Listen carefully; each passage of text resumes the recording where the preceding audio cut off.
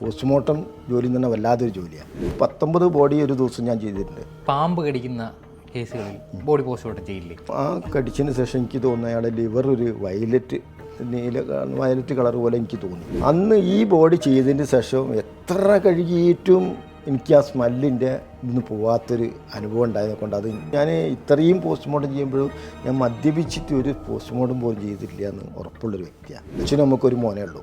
ആ മോൻ തൂങ്ങി മരിച്ചപ്പോൾ ആ വിഷമത്തിൽ ഭാര്യയും ഭർത്താവും തൂങ്ങി മരിച്ചു. അതേപോലെ തന്നെ കോഴിക്കോടിലെ കരിപ്പൂർ വിമാനാപകടം എന്ന് പറയുന്നത് ആ ഒരു നമ്മുടെ കേരളത്തിൻ്റെ ചരിത്രത്തിലെ ഏറ്റവും വലിയൊരു ദുരന്തമാണ്. അപ്പോൾ ആ ഒരു സമയത്ത് മോർച്ചറിയിൽ സേവനമനുഷ്ഠിച്ച ഒരാളാണ്. അത് അപ്പോൾ അവിടുത്തെ ആ ഒരു അനുഭവങ്ങളൊക്കെ ഈ വിമാനാപകടത്തിൻ്റെ വിമാനാപകടം വിമാനാപകടം നടക്കുന്ന സമയത്ത് ഞാൻ അവിടെ വാച്ച്മാനായി വരുന്ന സമയത്ത് അതൊന്ന് മുഴുവൻ നല്ല തിരക്ക്, എല്ലാ ബോഡി ഇങ്ങനെ വഴിക്ക് വഴി വരിക. അപ്പോൾ ആ ബോഡി ഞാനാണത് മുഴുവൻ വാങ്ങി വെച്ചത്. രാത്രികളിൽ പലരും കൊറോണ സമയത്തും കൂടിയാണ്. അപ്പം അതൊക്കെ അതിൻ്റെ നടപടിക്രമം പോലെ നടക്കണം. അപ്പോൾ അതൊക്കെ ഓരോരോ ബോഡി വരുമ്പോഴത് കൃത്യമായി ആളെ അറിയാത്തത് ഒന്നാമത്. അപ്പോൾ ആളെ അറിയുന്നത് വളരെ ചുരുക്കി, ഒക്കെ അൺനോൺ ആയിട്ടാണ് കൂടുതലും വന്നത്. അപ്പോൾ ഈ സമയങ്ങളിൽ പറഞ്ഞ മാതിരി അതിൻ്റെ കൂടെ ഞാൻ പറഞ്ഞ പല ഓർണമെൻറ്റ്സും ഉണ്ടായി. അപ്പോൾ പോലീസൊക്കെ വരുമ്പോൾ ഞാനത് എന്താ വെച്ചാൽ ഓർണമെൻറ്റ്സ് എന്താണെന്ന് എനിക്ക് കറക്റ്റായിട്ട് പറഞ്ഞു തരണം, അത് എനിക്ക് എഴുതി തരണം. ഓരെന്നെ എഴുതി വനിതാ പോലീസ് എഴുതി തരണം, അപ്പോഴേ ഞാൻ വാങ്ങി വെക്കുള്ളൂ. അത് ആ ഓർണമെൻറ്റ്സ് തിരിച്ച് കിട്ടുന്നവരെ ഞാൻ അവിടെ ജോലി 30 മണിക്കൂർ തുടർച്ചയായിട്ട് ഞാൻ ജോലി ചെയ്യേണ്ടി വന്നിട്ടുണ്ട് ഈ കൊറോണ സമയത്ത്. അപ്പോൾ അത് ആ സമയത്ത് ഞാൻ പറഞ്ഞില്ല, ഈ കരിപ്പൂർ വിമാന അപകടം നടക്കുന്ന സമയത്ത് ഞാനവിടെ എത്തിപ്പെട്ടിട്ടുണ്ട്, ഞാനവിടെ ഉണ്ട്. ആ സമയത്ത് ഞാനാണത് വാങ്ങി വെച്ചത് മുഴുവൻ ഞാനാണ്. ആ മൃതദേഹങ്ങളെല്ലാം കത്തിക്കരിഞ്ഞ അല്ലല്ലല്ല കത്തിക്കരിഞ്ഞിട്ടൊന്നുമില്ല. അത് അപകടം പറ്റിയിട്ടുണ്ടെങ്കിലും അതിന് കത്തിയില്ലല്ലോ, ശരീരത്തിൽ അധികം അങ്ങനെ വലിയ ഇതൊന്നും. പിന്നെ എന്താണ് ഈ മരണത്തിന് കാരണം? അത് ഇടിച്ച് ആഘാതത്തിലാണ് എന്നാണ്. ഈ വെടിയുണ്ടയേറ്റുള്ള മരണങ്ങളുണ്ട്, അതായത് തോക്കുകൊണ്ട് വെടിവെക്കുന്നു, അങ്ങനെ തലയിൽ വെടിയേറ്റ് മരണം സംഭവിക്കുമ്പോൾ ഈ ആന്തരിക അവയവങ്ങളിൽ എങ്ങനെയാണ് ഈ വെടിയുണ്ട കയറുന്ന സാഹചര്യമൊക്കെ ഉണ്ടായിട്ടുണ്ടോ? കണ്ടിട്ടുണ്ട്. അത് എനിക്ക് തോന്നുന്നു എൻ്റെ ഓർമ്മയിൽ ഈ നക്സൽ കുപ്പുസ്വാമി ഏറ്റുമുട്ടൽ മരണം അതിലൊക്കെ ഓർമ്മ മുഴുവനായിട്ടില്ല, എങ്കിലും അതൊക്കെ വെടിയുണ്ട തറച്ചിട്ടാണെന്നുള്ള രീതിയിലാണത് എന്താ. പിന്നെ അതിൽ വേറൊരു എടുത്തു പറയാനുള്ള എനിക്ക് അതിനേക്കാളും കൂടുതൽ ഓർമ്മ ഉള്ളത്, ഒരു പോലീസുകാരനൊരു വെടിവെച്ചിട്ട് മരിച്ച ഒരാൾ വെടിവെച്ചിട്ടുണ്ട്. അതിൽ വെടിവെച്ച് മരിച്ച SIനെ പിന്നെ ഒരാൾ വെടിവെച്ച് മരിച്ചതാണ്. അപ്പം വെടിവെച്ച് മരിക്കുമ്പം മരിച്ചതിന് ശേഷം പോലീസ് ഇയാളെ പിടിക്കാൻ വന്നു. ആരെ? പ്രതിനെ പിടിക്കാൻ വന്നപ്പോൾ പ്രതി രക്ഷപ്പെടാൻ വേണ്ടി എന്ത് ചെയ്ത്, അന്ന് പ്രതിനെ കിട്ടിയില്ല. ഒരു ദിവസം പ്രതിനെ പിടിക്കുന്നതിന് മുന്നേ പ്രതി സ്വന്തം ഭാര്യനെ വെടിവെച്ച് കൊന്നു, എന്നിട്ട് അയാളും വെടിവെച്ച് മരിച്ചു. അങ്ങനെയാണ് ആ സംഭവം അവിടെ ഇതാവുന്നത്. അപ്പോൾ അത് ബാക്കി എങ്ങനെ എൻ്റെ ഭാഷയിൽ ഇത്രയേ ഉള്ളൂ. ഭാര്യനെ അയാൾ വെടിവെച്ച് അയാളെ തോക്കുകൊണ്ട് വെടിവെച്ച് തിരിച്ച് അയാളെ തോക്കുകൊണ്ട് തന്നെ അയാൾ സ്വയം വെടിവെച്ച് മരിച്ചതാണ്. ആ ഒരു സംഭവത്തിൽ ഞാൻ ആന്തരിക അവയവങ്ങൾക്ക് അത് ആന്തരിക അത് ചില വെടിയുണ്ട ശരിക്ക് എവിടെയാണോ വെടിവെച്ച് അപ്പുറം കടന്നു പോകും, ചിലത് ഇവിടെ ഉണ്ടാവും. ഏതോ ഒരു ഇതിൻ്റെ ഓർമ്മയുണ്ട്, വെടിവെച്ചിട്ട് നമ്മളിങ്ങനെ അത് വെടിവെച്ച് കഴിഞ്ഞാൽ ഉണ്ടോ ഇല്ല എന്നുള്ളത് നമ്മൾ ഇതാക്കും, എക്സ്റേ എടുക്കാൻ കൊണ്ടുപോകും. ഒക്കെ കൊണ്ടുപോയൊരു ഓർമ്മ ഉണ്ട് എനിക്ക്. അപ്പോൾ ആ എക്സ്റേ എടുക്കാനൊക്കെ കൊണ്ടുപോയിട്ട് അത് എവിടെയുള്ളത് നോക്കണ്ടേ, കറക്റ്റ് മൃതശരീരം എക്സ്റേ എടുക്കുമോ? മൃതശരീരം എക്സ്റേ എടുക്കും, ഇങ്ങനെയുള്ള ഇതുള്ള എടുക്കൂ. അത് ഈ ബോഡി ഞാൻ എക്സ്റേ എടുക്കാൻ കൊണ്ടുപോയൊരു ഓർമ്മ എൻ്റെ അടുത്തുണ്ട്. അത് എവിടെയാണ് വെടിയുണ്ട കണ്ടുപിടിക്കണ്ടേ, വെടി വെച്ചിട്ട് തന്നെയാണ് എന്ന് ഉറപ്പിക്കണമെങ്കിൽ വെടിയുണ്ട കണ്ടുപിടിക്കാം. അങ്ങനെ എക്സ്റേ എടുക്കാൻ കൊണ്ടുപോയൊരു ഓർമ്മ ഉണ്ട്. ഇപ്പോൾ തൂങ്ങി മരണം പറഞ്ഞു, തീപ്പൊള്ളലേറ്റ് മരണം പറഞ്ഞു, ഈ പാമ്പ് കടിക്കുന്ന കേസുകളിൽ ബോഡി പോസ്റ്റ്മോർട്ടം ചെയ്യില്ലേ? അങ്ങനെ വരുമ്പോൾ ബോഡിക്ക് ഉണ്ടാകുന്ന മാറ്റങ്ങൾ? അത് പാമ്പ് കടിച്ചത് എൻ്റെ ഓർമ്മയിൽ എൻ്റെ ഒരു ബന്ധു തന്നെ പാമ്പ് കടിച്ചിട്ട്, അത് പാമ്പ് കടിച്ചത് എങ്ങനെയാണെന്ന് വെച്ചാൽ ഞങ്ങൾ മനസ്സിലാക്കിയതോളം അതിനൊരു ഗ്യാപ്പുണ്ട്. അതധികം പാമ്പ് കടിച്ചിട്ടാന്ന് പറയുമ്പോൾ എല്ലാ ഭാഗങ്ങളും നോക്കും. അങ്ങനെ നോക്കിക്കഴിഞ്ഞാൽ പല സ്ഥലങ്ങളിലും അതിൻ്റെ പല്ല് കടിച്ച ഭാഗങ്ങൾ കാണാം. അപ്പോൾ ഈ മനുഷ്യനെ എനിക്ക് ഓർമ്മയിൽ വരുന്നത്, ഞാൻ എൻ്റെ ബന്ധുവും കൂടി എന്നെ കൊണ്ടാണ് നോക്കിയത്. അയാൾ ശരിക്കും മൂർക്കം പാമ്പ് കടിച്ചാന്നാണ് പറയുന്നത്. അപ്പോൾ അയാൾ വേറെ പറ്റിയെന്ന് വെച്ചാൽ അയാൾ കടിച്ചിട്ട് എത്രയോ ദൂരം അയാൾ നടന്നു പോയി, വീട്ടിൽ പോയി കിടന്നതാണ്, എന്നിട്ടാണ് മരിക്കുന്നത്. അപ്പോൾ ആ കടിച്ചതിന് ശേഷം എനിക്ക് തോന്നുന്നു അയാളുടെ ലിവർ ഒരു വയലറ്റ് വയലറ്റ് കളർ പോലെ എനിക്ക് തോന്നി. അതേപോലെ തന്നെ നമ്മൾ ഈ മോർച്ചറിയിലും പോസ്റ്റ്മോർട്ടം ടേബിളിലും ഒക്കെ ജോലി ചെയ്തതിന് ശേഷം വീട്ടിലെത്തി ആഹാരം കഴിക്കുമ്പോൾ എന്തെങ്കിലും ഒരു മടുപ്പ് ആദ്യഘട്ടത്തിലൊക്കെ തോന്നിയിട്ടുണ്ടോ? ഇല്ല. പക്ഷെ എനിക്കൊരിക്കലും അങ്ങനെ എനിക്കിത് മാത്രമല്ല, ഞങ്ങളൊക്കെ പലപ്പോഴും പല തിരക്കുകളിലാണ് ഞങ്ങൾ ജോലി ചെയ്യുന്നത്. ഞങ്ങൾക്ക് സത്യത്തിൽ അവിടെയുള്ള ഡോക്ടർമാരായാലും അറ്റൻഡർമാരായാലും ടെക്നീഷ്യനും പലർക്കും ഭക്ഷണം കഴിക്കാൻ പോലും സമയം കിട്ടാത്തൊരു അവസ്ഥ ഉണ്ടായിട്ടുണ്ട്. എന്നുവെച്ചാൽ അത്രയും തിരക്കുണ്ടാവും ആ സമയത്താണ്. അപ്പം എവിടെ നിന്നാണോ ഭക്ഷണം കിട്ടുന്നത്, ഞാൻ പറഞ്ഞില്ല, ഈ 19 ബോഡി ഒരു ദിവസം ഞാൻ ചെയ്തിട്ടുണ്ട്. പക്ഷേ അന്ന് സത്യത്തിൽ ഒരു ഗ്ലാസ് വെള്ളത്തിന് വേണ്ടിയിട്ട് ഞാൻ ഇങ്ങനെ ഇതായിട്ടുണ്ട്. എനിക്ക് വേണമെങ്കിൽ എനിക്ക് വേണമെങ്കിൽ വെള്ളം കുടിക്കുക. പക്ഷേ എന്നെ സംബന്ധിച്ചിടത്തോളം നമുക്ക് ഈ ബോഡി നേരത്തെ കൊടുക്കുക എന്നുള്ളത്. അതേപോലെ തന്നെ എനിക്ക് വേറെ ഒന്നും ഇതിൽ പറയുമ്പോൾ വേറെ ഒന്നും കൂടി പറയാനുള്ളത്, ഇത് വല്ലാതൊരു ജോലിയാണ്.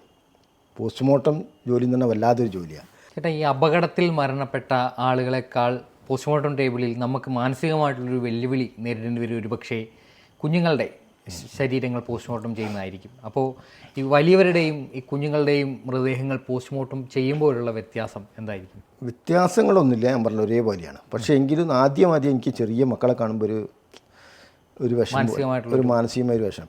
പിന്നെ അതൊരു ശീലമായി കൊണ്ട് അത് കുട്ടിയായതിനെ കൊണ്ട് അത് രീതിയൊന്നും മാറുന്നില്ല. കുട്ടികളെയും വലിയ ആളെ ചെയ്യുന്ന മാതിരി തന്നെയാണ് ചെയ്യുന്നത്. അത് എൻ്റെ ഓർമ്മയിൽ കൂടുതലും കുട്ടികൾ വരുന്നത് പാല് കൊടുക്കുമ്പോൾ തൊണ്ടയിൽ കെട്ടി. അപ്പോൾ അത് നോക്കും. അപ്പോൾ അവിടെ നിന്നാണ് ഞാൻ ഒരു ഭാഗം മനസ്സിലാക്കിയത്. നമ്മളൊക്കെ തരിപ്പ് പോകാന്ന് പറഞ്ഞാൽ ഞാൻ സത്യത്തിൽ പഠിച്ചത് തരിപ്പ് പോകാന്ന് പറഞ്ഞാൽ തലച്ചോറിൽ പോകാമെന്നാണ് ഞാൻ ഉദ്ദേശിച്ചത്.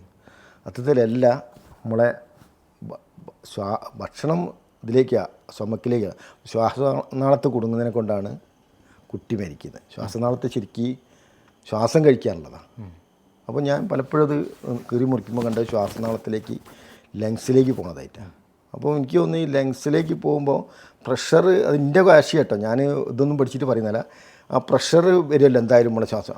അതുകൊണ്ട് അന്നേരം പെട്ടെന്ന് കയറുമ്പോൾ നമ്മൾ ഇവിടെ അടിക്കുമ്പോൾ അങ്ങനെ മുക്കിൽ കൂടെ വരിക എന്നാണ് ഞാൻ മനസ്സിലാക്കിയത്. അപ്പോൾ അങ്ങനെ പല കുട്ടികളുടെ അടുത്തുനിന്നും ഈ ശ്വാസനാളത്തിൽ പാല് കുടുങ്ങിയിട്ടൊക്കെ മരിച്ചതൊക്കെ കാണാൻ പറ്റുന്നുണ്ട്.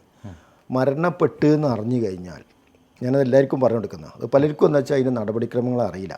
ആദ്യം ചെയ്യേണ്ടതെന്ന് വെച്ചാൽ നമ്മൾ പോലീസിനെ വരെ അറിയിക്കില്ല. പോലീസിനെ ഇവരെ അറിയിച്ചാൽ അത് FIR ഇടാമെന്ന് പറയും. FIR ഇട്ട് കഴിഞ്ഞ് പോലീസ് FIR ഇട്ട് കഴിഞ്ഞെങ്കിൽ മാത്രമേ ഇൻക്വസ്റ്റ് ചെയ്യാൻ പറ്റുള്ളൂ. അപ്പോൾ ഈ FIR ഇടാൻ തന്നെ നമ്മൾ കാര്യങ്ങൾ മുഴുവൻ ചോദിച്ചറിയുമ്പോൾ അത് പറഞ്ഞു കൊടുക്കാൻ പറ്റുന്ന ഒരാൾ വേണം പോലീസ് സ്റ്റേഷനിൽ പോയി FIR ഇടാൻ.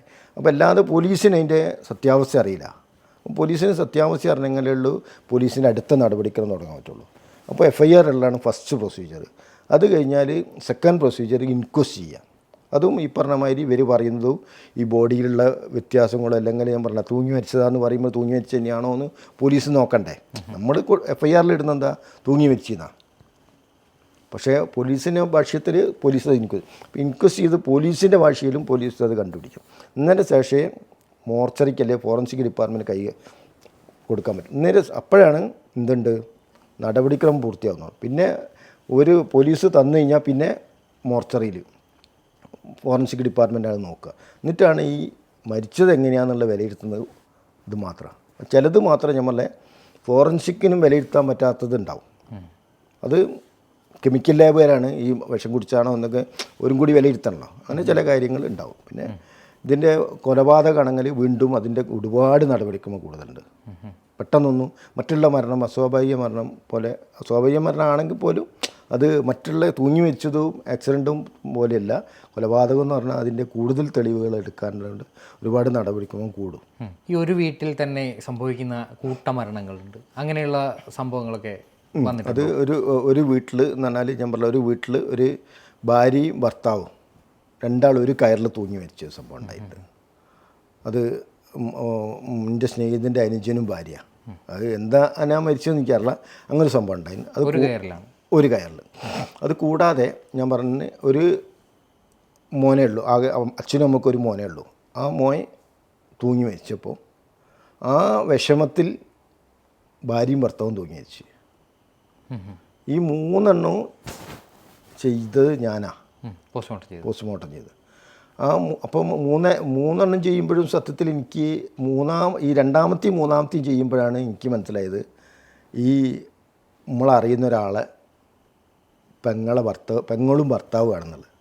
അപ്പോഴാണ് പിന്നീട് കഥകൾ ചോദിച്ചുമ്പോൾ മോനെ ഞാൻ തന്നെയാണ് കെട്ടയച്ച് താത്തിയൊക്കെ.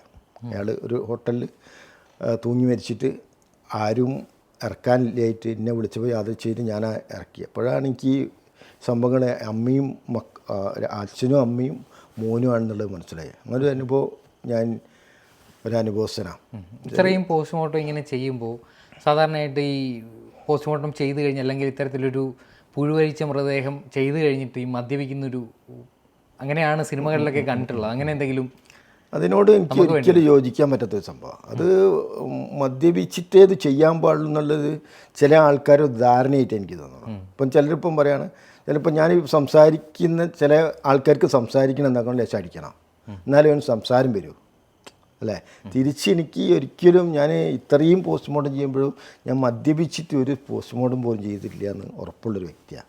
മദ്യപിച്ചിട്ട് ഒരിക്കലും ഞാൻ പോസ്റ്റ്മോർട്ടം ചെയ്തിട്ടില്ല. ഇപ്പം ഞാൻ തീരെ മദ്യപിക്കുക. പക്ഷേ ആ സമയത്തൊക്കെ ഒരു ഓണോ വിഷയൊക്കെ ആയാൽ കുറച്ച് മദ്യപിക്കുകയാണ്. അതുകൊണ്ട് മദ്യപിച്ചിട്ട് ഒരിക്കലും ഞാൻ പോസ്റ്റ്മോർട്ടം ചെയ്യാൻ പറ്റില്ല. അപ്പോൾ അത് തെറ്റായ ധാരണയാണ്. അപ്പം ഞാൻ ചോദിക്കുന്നത്, ഇപ്പം സോനു മാഡം, ഷെർലി മാഡം, പല മാഡങ്ങളും അവിടെ ഉണ്ടായിട്ടുണ്ട്. എൻ്റെ ഓർമ്മയിലെടുത്താൽ സോനു മാഡം, ഷെർലി മാഡം തന്നെ. ഇപ്പോഴും കുറേ സ്ത്രീകൾ അവരൊക്കെ മദ്യപിച്ചിട്ടാണോ? ഇപ്പോൾ പുരുഷ ഡോക്ടർമാരില്ലേ, അവരൊക്കെ മദ്യപിച്ചിട്ടാണ്. മദ്യപിച്ചിട്ടൊന്നുമല്ല ഇത് ചെയ്യുന്നത്. അത് മനുഷ്യൻ്റെ തെറ്റായ ചില ശീലങ്ങൾ പലരും അത് ഇങ്ങനെ വെറുതെ ചെയ്യാമെന്ന് മാത്രം. ഒരിക്കലും എനിക്ക് അതിനോട് ഒരു 100% ഞാൻ അതിനോട് യോജിക്കില്ല. മദ്യപിച്ചാലേ ഉള്ളൂ ഇത് ചെയ്യാൻ പറ്റുള്ളൂ. അത് മനുഷ്യൻ്റെ തോന്നലുകൾ മാത്രമാണ്. അതേപോലെ തന്നെ നമ്മളിപ്പോൾ സംസാരിക്കുമ്പോൾ പറഞ്ഞു മൃതദേഹങ്ങൾക്ക് ഓരോ മരണങ്ങൾക്കും ഓരോ മണം പ്രത്യേകിച്ചുണ്ടെന്ന്. അത് അനുഭവങ്ങളായിരിക്കാം, ഒരുപക്ഷെ ശാസ്ത്രീയമായിട്ട് നമുക്കറിയില്ല. അങ്ങനെ ഇത്ര കാലം 7000-ലധികം പോസ്റ്റ്മോർട്ടം ചെയ്യുമ്പോൾ പലതരത്തിൽ മരണപ്പെട്ടവരുടെ മൃതദേഹങ്ങൾ മുന്നിലേക്ക് എത്തുമ്പോൾ അതിൽ വ്യത്യസ്തമായ എന്ത് സ്മെല്ലാണ്? ഉണ്ട്. അത് വ്യത്യസ്തമായ സ്മെല്ല് എന്ന് വെച്ചാൽ ഞാൻ അതിൽ മനസ്സിലാക്കി കൊടുത്താൽ പറഞ്ഞ മാതിരി ഈ വെള്ളത്തിൽ വീണാൽ അത് വേറെ തന്നെ സ്മെല്ലാണ്. അതെങ്ങനെയാണെന്ന് ചോദിച്ചാൽ എനിക്കത് ഓരോന്നും ഇങ്ങനെ കാണിച്ച് അല്ലെങ്കിൽ ഇത് വരുന്ന സമയത്ത് എനിക്ക് പറയാൻ വെള്ളത്തിൽ വീണ് മരിച്ചതിന് വേറെ സ്മെല്ലാണ്. പിന്നെ ഈ എന്താ പറയുക, അഴുകി പുറത്ത് കിടന്ന് അഴുകി പുഴു വന്ന ബോഡിക്ക് വേറെ സ്മെല്ലാണ്. തിരിച്ചതുപോലെ തന്നെ ഞാൻ എൻ്റെ അനുഭവത്തിൽ ഈ ചുക്കിച്ചുളിഞ്ഞെന്ന് വെച്ചാൽ ഒരു അടച്ചിട്ട റൂമിൽ ഒരു ബോഡി ചെയ്യാൻ ഇതുണ്ടായി അവിടെ.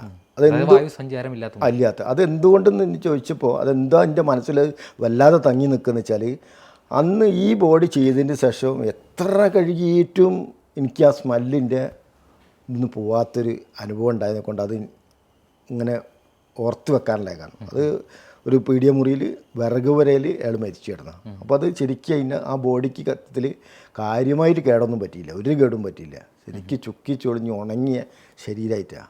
അപ്പം അങ്ങനെയുള്ള പല അനുഭവത്തിലൂടെ ഞാൻ പറഞ്ഞത് വെള്ളത്തിൽ വീണ സ്മെല്ല് വേറെയാണ്, പുഴുവെന്ന വേറെയാണ്, പിന്നെ ഈ അടച്ചിട്ട റൂമിൽ കിടന്ന വേറെയാണ്, അതേ നേരത്തെ തിരിച്ച് ഫ്രീസറിൽ വെച്ച ബോഡി. അപ്പം ഇതിനൊക്കെ തമ്മിൽ സ്മെല്ലിൽ വ്യത്യാസമുണ്ട്. അത് എനിക്ക് ഇങ്ങനെ പറയാനേ പറ്റുള്ളൂ. അത് സ്മെല്ലിൽ വ്യത്യാസമുണ്ടെന്ന് ഞാൻ പറഞ്ഞ നമ്മളെ അനുഭവം എൻ്റെ മാത്രം അനുഭവം ഞാൻ പറയുന്നത്. അത് പലപ്പോഴും പലരും ചോദിക്കുന്ന ചോദ്യമുണ്ട്. എൻ്റെ ഓർമ്മയിൽ ഒരു 100-200 മുമ്പിൽ ഒരു റെമ്യൂണറേഷൻ കിട്ടുന്ന ഡോക്ടർമാർക്ക് 100-200 എന്തോ ആണ്.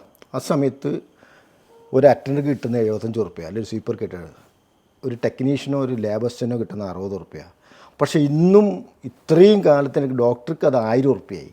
പക്ഷേ ഇപ്പോഴും അതേ ജോലി അതിനേക്കാൾ പ്രയാസം പെടുന്ന ആൾക്കാർ മറ്റുള്ള ജീവനക്കാരാണ്. ആര്? അറ്റൻഡർ, ടെക്നീഷ്യൻ, അല്ലെ ലാബ് അസിസ്റ്റൻറ്റ്. അവർക്കൊന്നും ഒരു ഭരണകർത്താക്കളും വന്നിട്ടും ആ ഒരു ഭാഗം മാത്രം. അത് ഒരു മനുഷ്യരല്ലേ, വിദ്യാഭ്യാസം ഇല്ലെങ്കിലും എല്ലാവരും എന്തിനാണ് സർക്കാർ ജോലിക്കാലും വേറെ ജോലിക്കാലും കുടുംബം പോറ്റാനാണ്.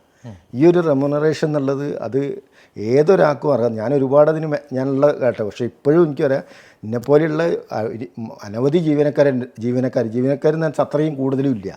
ഒരു ഡിപ്പാർട്ട്മെൻറ്റ് 3-4 ജീവനക്കാരേ ഉള്ളൂ. അപ്പോൾ ഒരു മെഡിക്കൽ കോളേജ്, പല മെഡിക്കൽ കോളേജിൽ ഇവിടെ എടുത്ത് വയ്ക്കാൻ വളരെ ചുരുക്കം ഒരു 100-200 ജീവനക്കാരേ ഉള്ളൂ. ഈ 200 ജീവനക്കാർക്ക് എല്ലാവർക്കും ഈ ഡോക്ടർമാർക്ക് വർദ്ധിപ്പിച്ച് കൊടുക്കുമ്പോൾ എന്തുകൊണ്ട് ഈ അറ്റൻഡർക്കോ അല്ലെങ്കിൽ ഒരു ടെക്നീഷ്യനോ വർദ്ധിപ്പിച്ച് കൊടുക്കാൻ ഇവിടെ ഭരണകർത്താക്കൾക്ക് പ്രയാസം? അത് വർദ്ധിപ്പിച്ച് കൊടുക്കണമെന്ന് ഒരു ഇതുള്ള ഒരാളാണ് ഞാൻ. എന്നെക്കൊണ്ട് അതെങ്കിലും ചെയ്യാൻ പറ്റണത് ശ്രമിക്കുന്ന ആൾക്കാർക്ക് ഏതെങ്കിലും രീതിയിൽ ചെയ്യാൻ പറ്റുന്ന ഒരു കാര്യങ്ങൾ ചെയ്തു കൊടുക്കണം എന്നുള്ളൊരു അപേക്ഷയായിട്ട് മാത്രം ഈ ഒരു ഭാഗം കണ്ടാൽ മതി.